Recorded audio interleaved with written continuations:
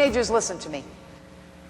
Usually when people get into witchcraft, Satanism, or the occult, what happens is the first thing the devil needs you to do is to break your protection. Don't miss this, kids. Please don't miss this. There is a commandment with a promise attached to it. Listen to me. It's the commandment, just one.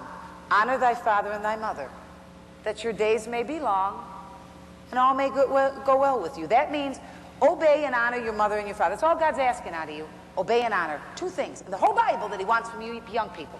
Obey and honor. And the reason he's telling you that is because he has attached a promise of protection, longevity, and health to you. Things will go good with you.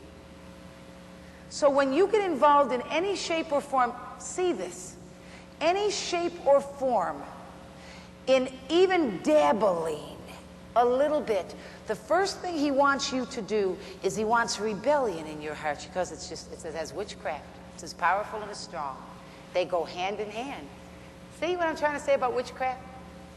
So when you get into rebellion, you don't honor your mother and your father. So that protection comes right off you. He doesn't have to do anything to you. You'll do it to yourself. Do you understand what I'm saying? That's why when young people get involved in these things, the first thing you'll notice is you'll turn against your parents. That's the first, did you know, first thing. You listen to a lot of violent music, a lot of music that's coming through the TV, that's coming through your CDs, that's coming through your earphones, filling your head, recording all that in your mind, rebellion, violence, sexual promiscuity, vulgar language, hatred, enmity toward God.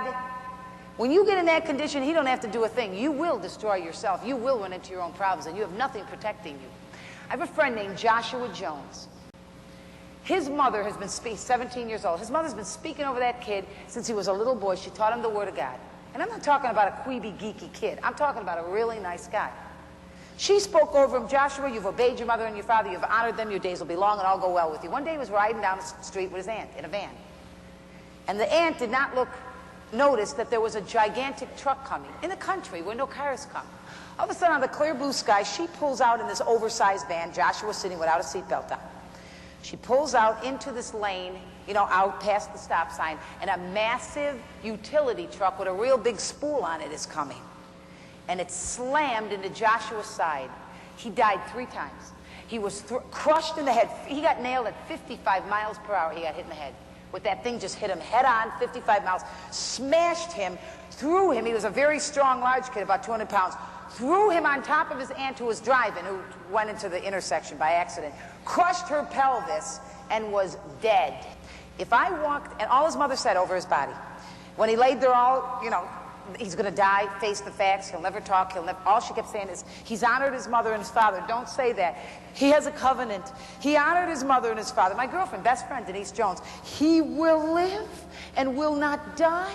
I have a covenant with God. He's perfectly fine. How did he come out of that? He honored his mother and his father, and the devil couldn't kill him, even though he tried. You see the point? You gotta keep the protection. That's a promise, and considering who made the promise, I'd run with that one. I mean, when God makes you a promise, you can take that to the throne room of grace. That one's solid. Dungeons and Dragons. Dungeons and Dragons.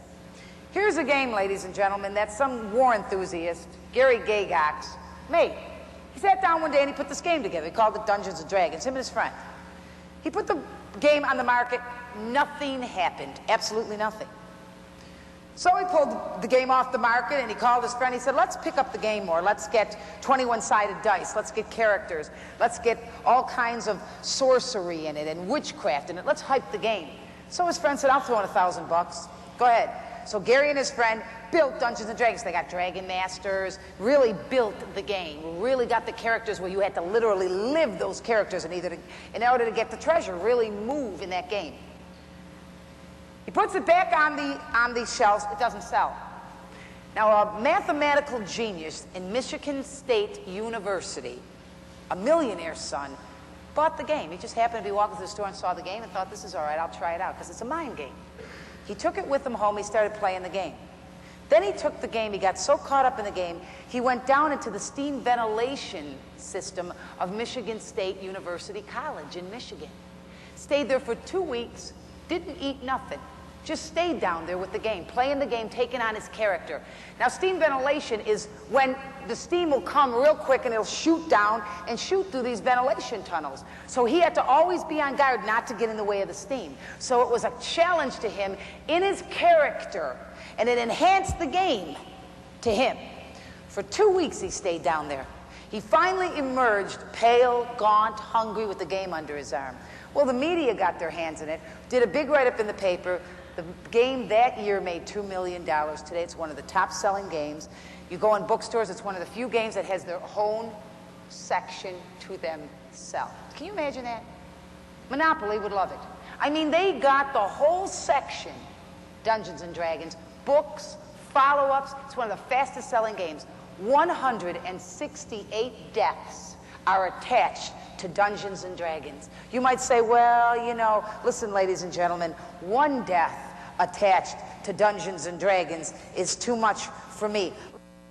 These kids said, a game, folks, it's just a game. I had a woman come to me on one of the end of the day, she goes, I don't know why you're attacking Dungeons and Dragons. And I said, I never attacked the game. I told you about the game. If I attack the game, honey, you're going to know I'm attacking the game. I talked about the game, sweetheart. I told you about the game. I read you stuff. She said, well, I don't know. I play it with my kids and the neighbors.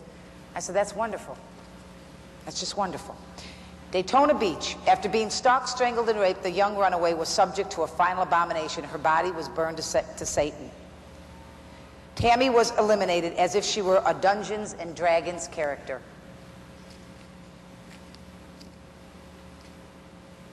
They were becoming, here's another one talking on the coalition of TV violence. They are going to become desensitized toward violence. They're going to be prone to murder. All this, look at, here's a picture. Just time won't allow, it's already after 9. Just the write-ups. You want to read them, come see them. Kids playing Dungeons and Dragons. I'm glad my name isn't in here as a victim. It could be, you know, and so could yours. Because these kids that killed these people, these different write-ups, they were just normal kids.